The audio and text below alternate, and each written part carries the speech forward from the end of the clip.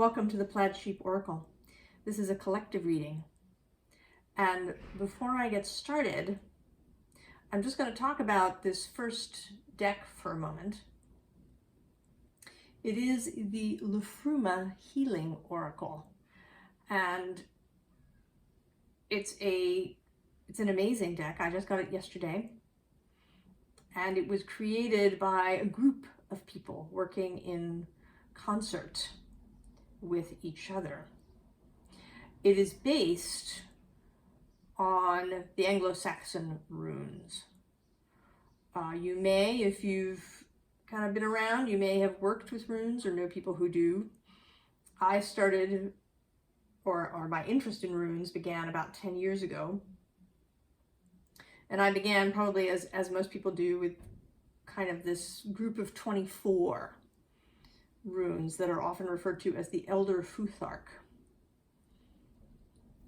And then I got a little more interested and I branched out and there were a number of other runes that were considered, Anglo-Saxon. And then this group of people got together, and I will put all of their YouTube channels in the description box below. And Russell, who started it, expanded, right? He did research and learned about many other runes, right? Because it wasn't just the Norse and the Anglo-Saxons who had them. I mean, this was a time when most people were illiterate, right? It was an oral culture. So if you're going to write something down, it was going to be something really important, something crucial that needed to be etched into wood or stone.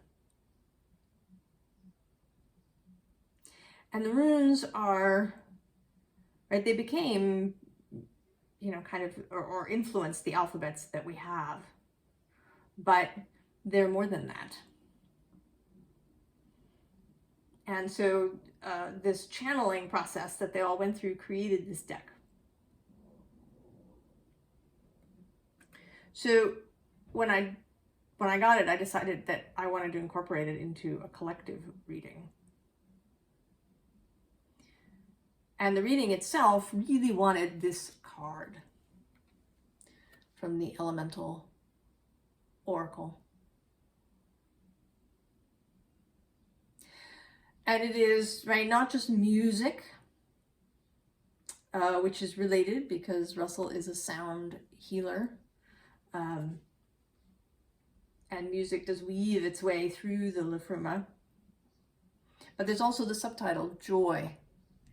And then this sense of this person maybe just having woken up, right? She could be dancing, but she could also be stretching,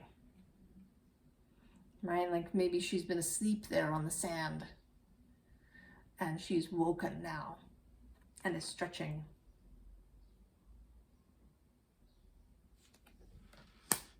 So the other beginning is a poem from my Year of Rilke.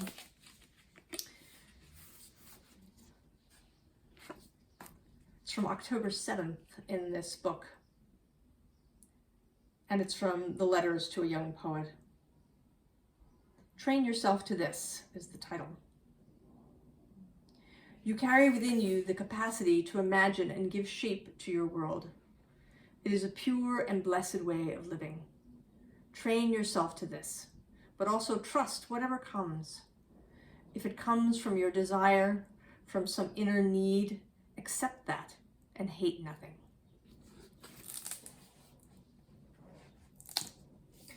And I think this has a number of meanings here. This call to joy is something that has been turning up in the readings. Right, we have a tendency to heaviness. The world seems heavy and dark and bleak and grim.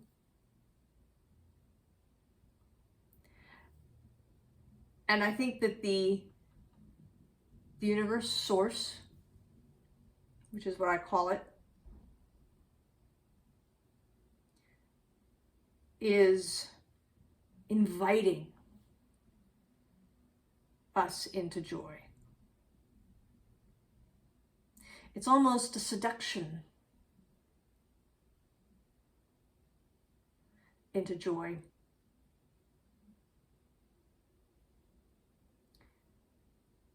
Because that is, right, that is the real possibility of change. Right? That's sort of the other meaning in the poem, is that you create the world with how you look at it. And if you're walking around grimly, looking for trouble, seeking problems, seeking the things that are wrong, you're going to find them.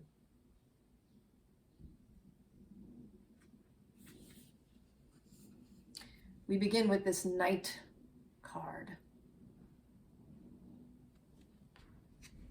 And you can see, I'll hold it up here for a second. So if you want to pause it or expand it and read the text for yourself, I'm going to read a little bit of it from some of the other cards, but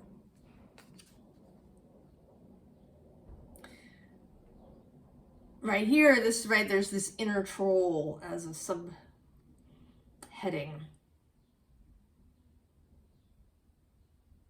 And yet the card, right, is 38, which comes down to 11, which is a master number. So how to keep the night, right? This is not a call to, just be all love and light, or to banish those aspects of yourself that that maybe you'd prefer you didn't have. But it's that resistance to these things, to what we see as the shadow, that kind of makes it loom, and that I think makes it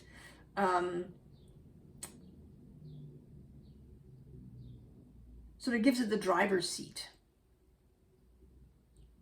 in our life, even if we think that we're not doing this, right? Even if we think we're sort of moving forward in compassion or kindness, or if we don't acknowledge, if we don't embrace the night, then it comes out in all sorts of ways.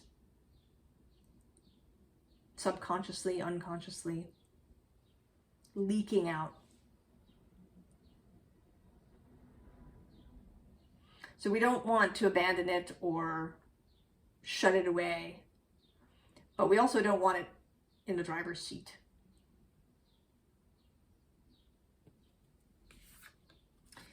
And then we have this yarn entwined, right? Immediately, a different energy, just through color.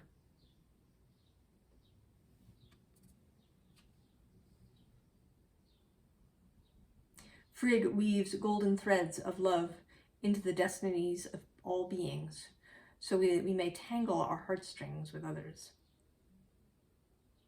So this notion of, right, of what is being woven, the web of weird, the tapestry of life, the fabric of the universe, however you want to put it.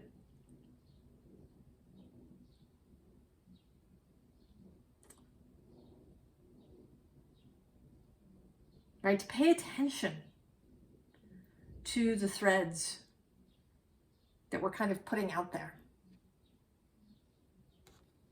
Right, what yarn, what threads are you using to weave your fabric?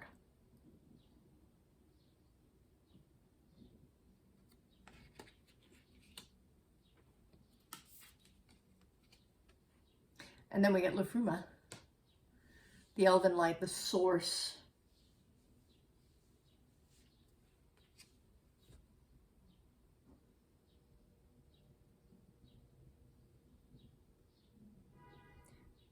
I think it's calling to us steadily, every day, calling us into joy, into play, into lightness, into positive expectation.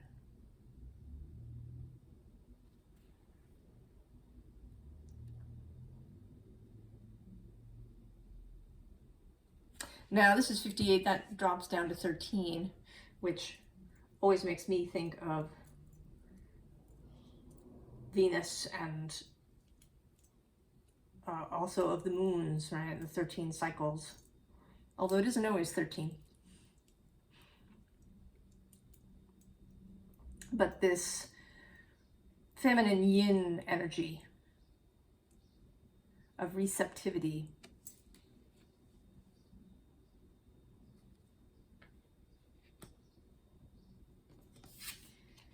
And then there's Ger, which you may know if you've studied runes as Jera.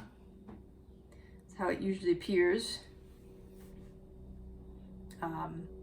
Often described as a harvest rune or as a rune of the turning seasons. But today it looks like a signpost. Right, so there's this road and there's a signpost and there's choices of which way to go. So there's always a choice of how to look at something, how to proceed. And this has certainly been a major part of my journey. The return to an earlier time in my life when I assumed things would turn out well all the time.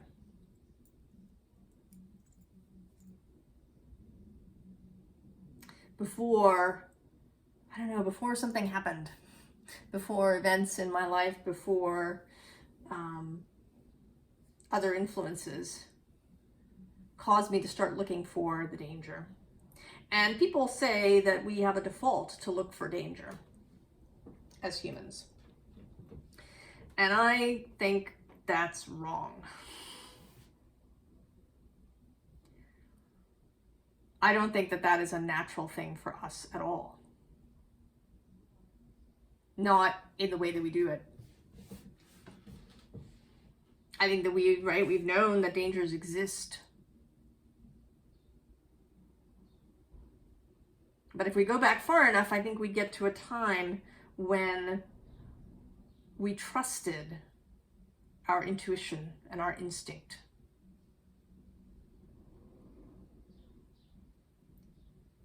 That it would alert us.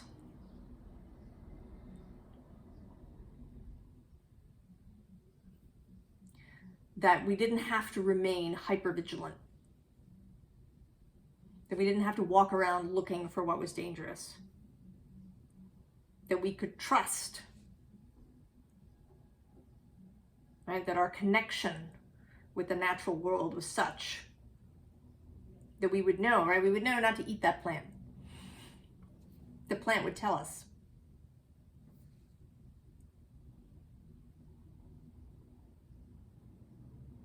And we've lost a lot of that. And somewhere along the way, we decided that the answer to losing this instinct was just to become hypervigilant and then to tell ourselves that this was natural.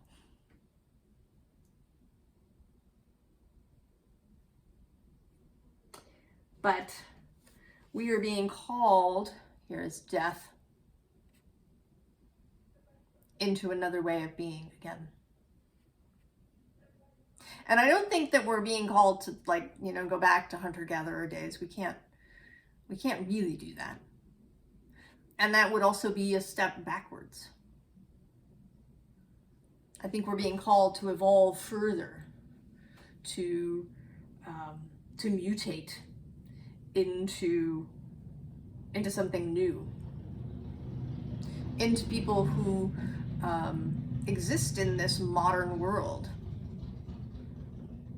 but who are connected. And actually the card underneath is this fabulous sort of mermaidy figure, right, with her fish tail. So a remembrance of our animal selves,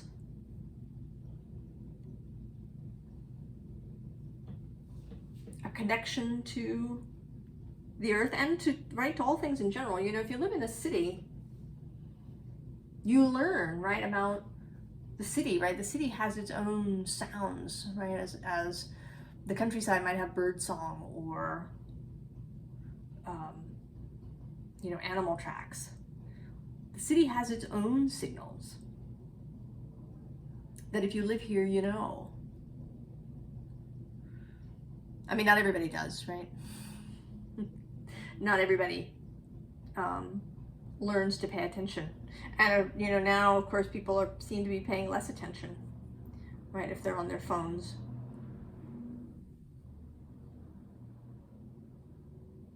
But we can regain those skills and repurpose them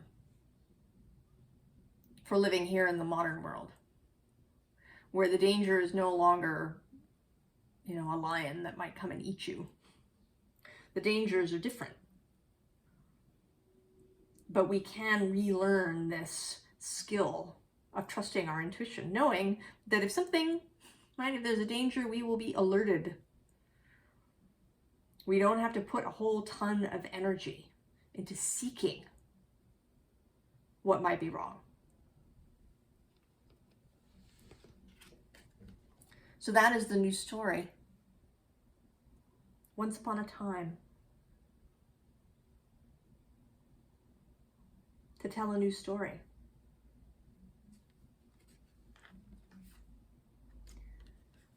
Two of Wands, to set out on a new journey in our red dress.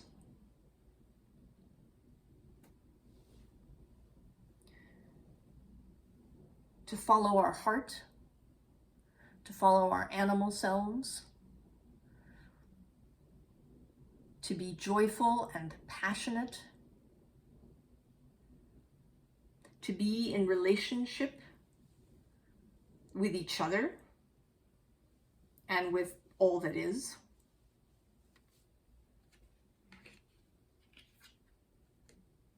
I mean, it may feel like this, right? The bare bones of winter, this is kind of how we may feel, that things are bleak, frozen over. But it doesn't have to be, right? That doesn't have to be the perspective.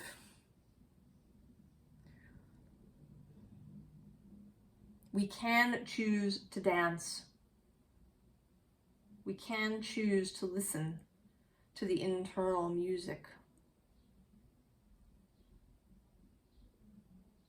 And not even just internal, but, right, the music of soul, the music of source, the music of nature and the all that is.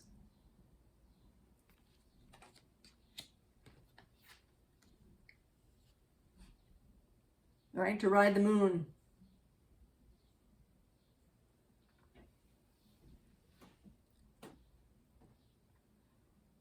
To feel freely and openly.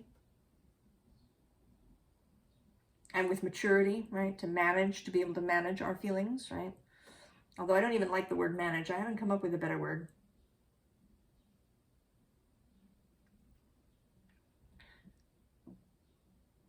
But to sort of hold our feelings, to be able to ride them rather than having them overwhelm us.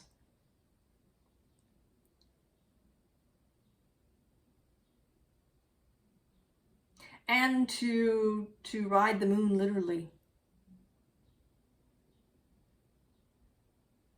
To remember all these other beings, right? The moon, the planets, the earth beings, the other beings in the cosmos. To be in kinship, to be entwined with them, to listen to the music of the spheres.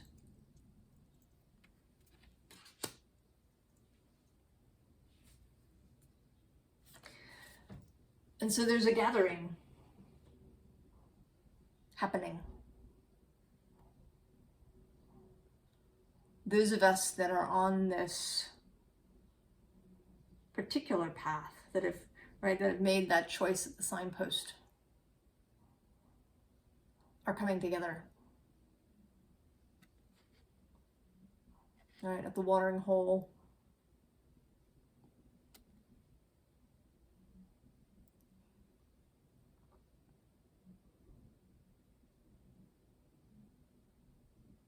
And we can help one another when we get there and when we come together. Because it's not that simple, is it, to just say, oh, just feel joyful.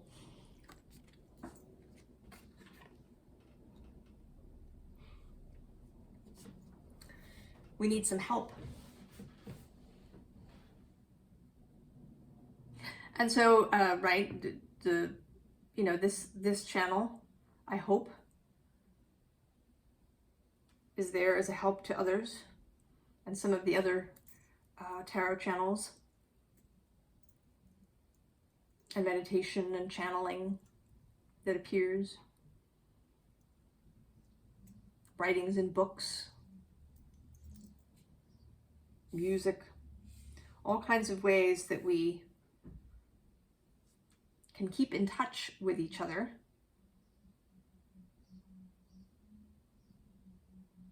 and keep ourselves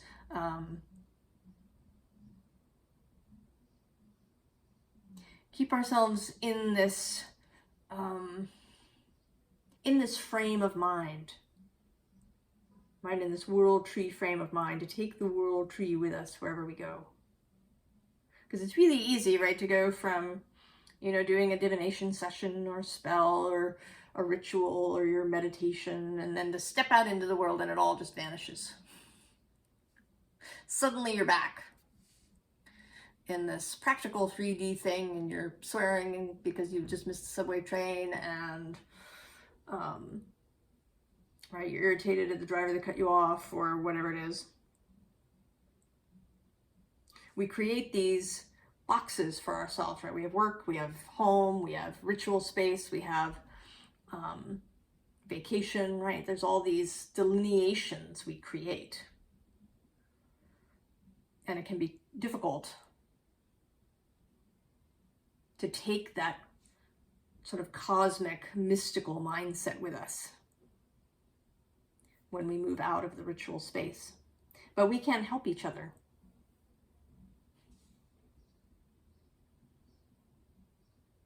Right? That preaching to the choir is useful, right? It keeps the choir together. So we have this 8 of air, right? Seeing the big picture, as well as seeing the detail, right? This eagle can both see a great distance, and it can also see, right, that rabbit that it is going to catch from a great height. Keeping both in mind. And, right, this ability to see helps us with this maze card. And the world can, right, it can feel like that. Especially, right, our modern society can really feel like that. I think this is the Tower card, I think, in this deck. Right, there's that lightning in the background. And this complex maze ahead of us. But, right, the eagle can see from above which are the correct turnings in the maze. So cultivating, again, that connection, that communication, both with Source and with our own souls. We are our souls. We are a whole being. Even though sometimes the soul can feel like a separate being.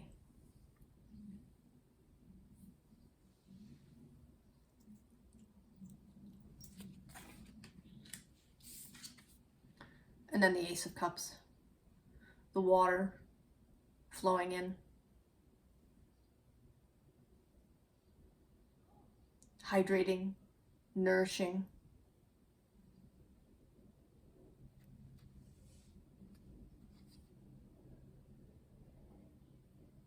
Providing new inspiration. Inspiration to, right, to continue, to go, to have the next adventure.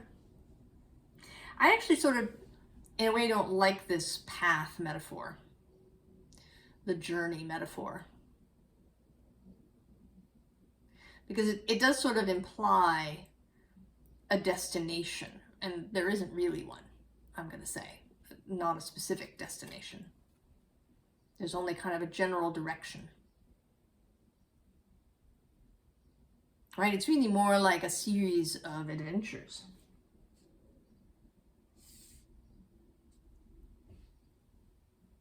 That all connect up to each other. And this Eight of Water, this Eight of Cups, right? Instead of leaving something behind, as is often the depiction of this card, these turtles are heading out towards something.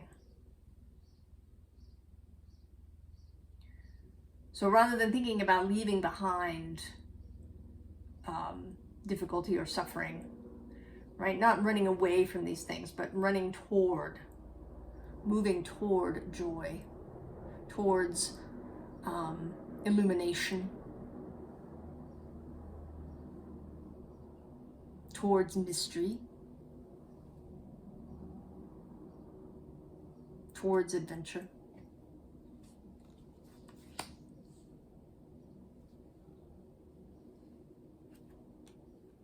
And then here we have the Innocence card, right? That childlike perspective. When things don't have to make sense. You know, I find sometimes, even if I'm having a daydream, that some like overly pragmatic aspect of myself will cut in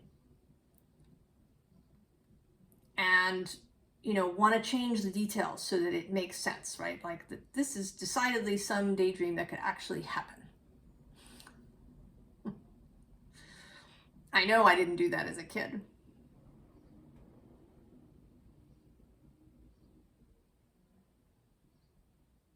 I mean, I had a whole bunch of toys, and, you know, there was a horse and a dog that were, you know, sort of a couple together, and there was, you know, cartoon characters that were one thing in the cartoons, but I saw them as something completely different.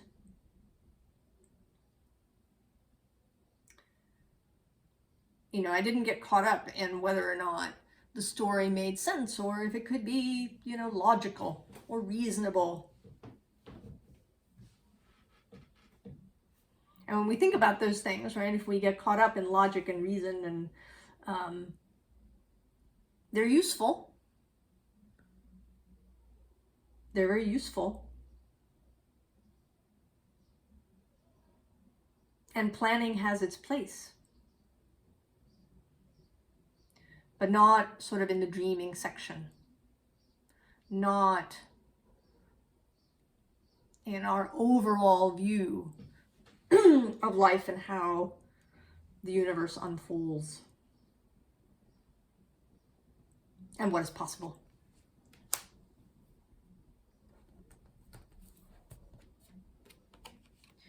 So there's this Four of Swords, which says rest, but this card always makes me think less of rest and more of clarity and focus, right? All the swords are pointed at the center.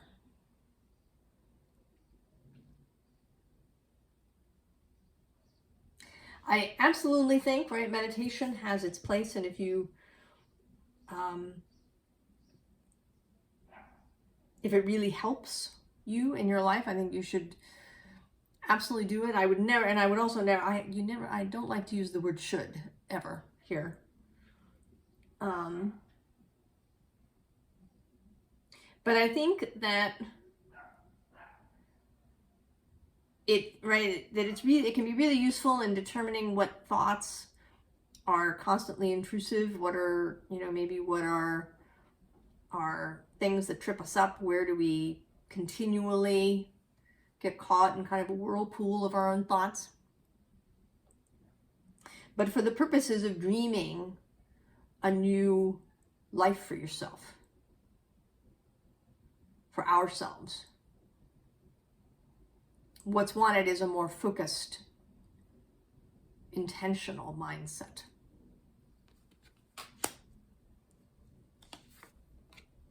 And then we get the Lovers. Never forgetting, right? Never forgetting to choose from love rather than fear. And here in this particular card, right, these two people are connected though they can't see one another.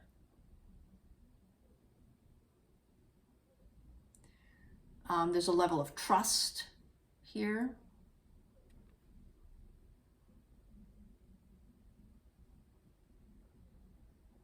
Connection.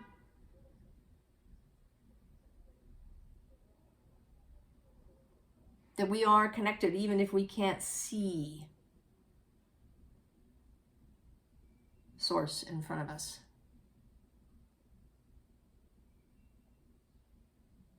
Right? Even if we don't see our soul when we look in the mirror, our soul is there. It is who we are.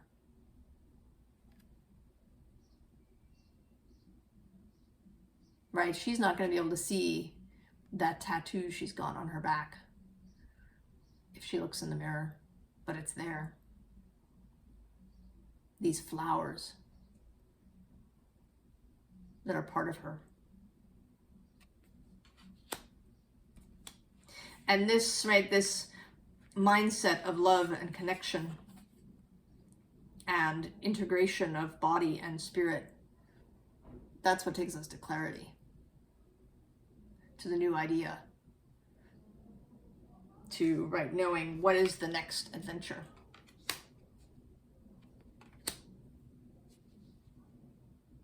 So advice. We start with the Stag. It says pride and leadership. So, right, knowing you can do it. Yeah?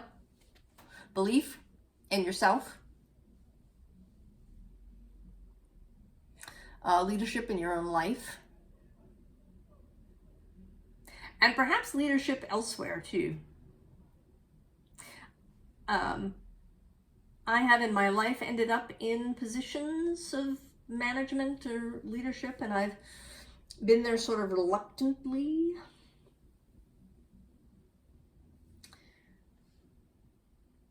And that may be true for many of us, I suspect, right? Those of us on the introverted, sensitive side, perhaps. But I think that we have to get over it.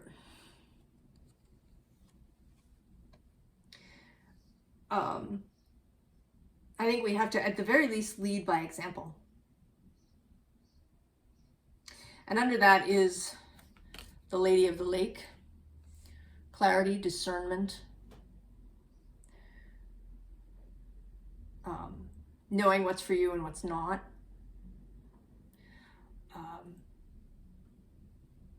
Being able to gently deflect anybody's bag of poo that they try to hand you. Or anybody's catastrophizing.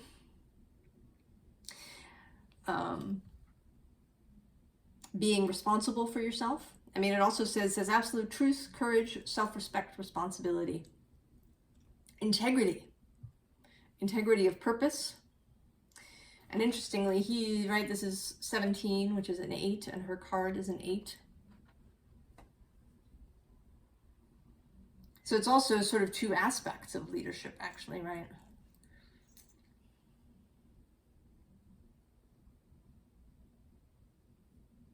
If you have integrity, it can really help, right? When you're confronted by perhaps people who are angry with you. If you know that you moved in truth, with respect, with kindness, with truth, then that can help you stand firmly and not, right, feel defensive. And then right underneath them is joy.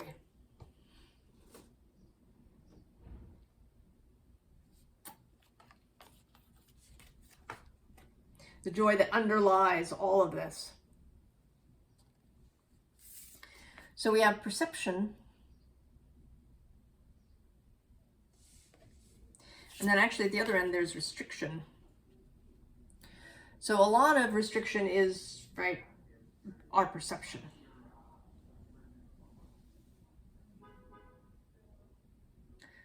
And that sometimes also restriction can have its uses. That it isn't always a negative or difficult energy. Right? Sometimes a restriction can be helpful. Right? It can narrow your focus.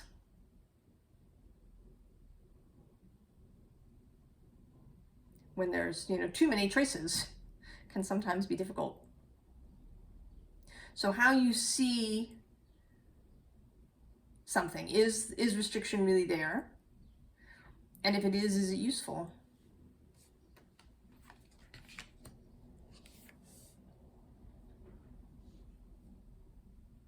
And then in the middle, we have the raven.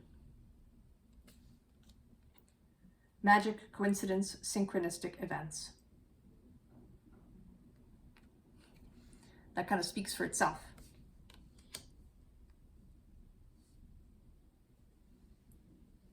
Taking that with us everywhere, into the office, to the doctor's office, to the subway train, to the highway, on vacation, to see your family.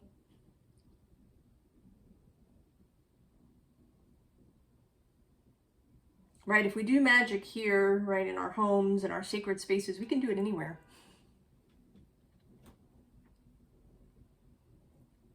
Right, it's not restricted to that tiny space. We take it everywhere we go. We just have to keep that perception.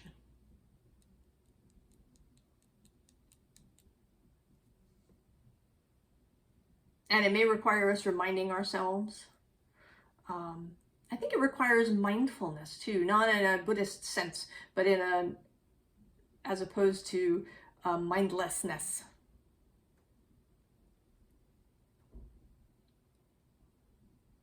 Really paying attention. And that's a way, right, to notice synchronicities, to notice magical things that might happen along the way that you might not have seen otherwise.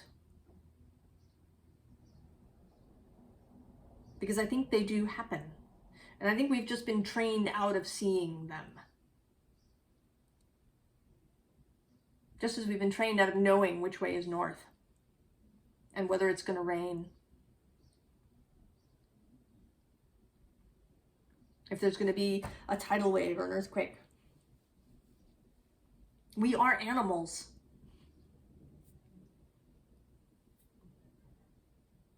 We have all those senses within us. We've just, lost touch with them. We're out of practice, but they haven't gone away. We can reclaim them. And we want to reclaim them as an adventure, like as fun. We want this to be fun.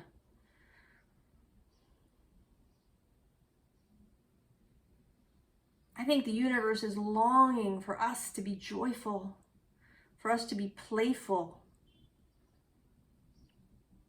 enthusiastic, effervescent.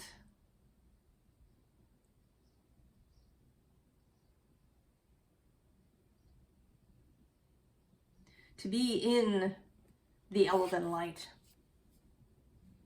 To take it with us wherever we go.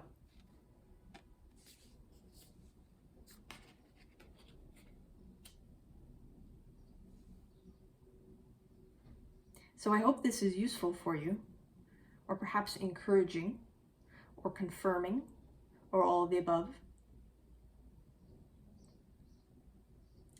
The links to the Liffruma deck and to the creators' YouTube pages, I'm going to stick those in the description box below.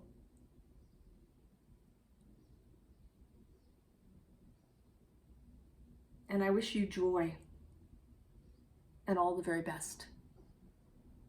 And I'll see you next time. So long.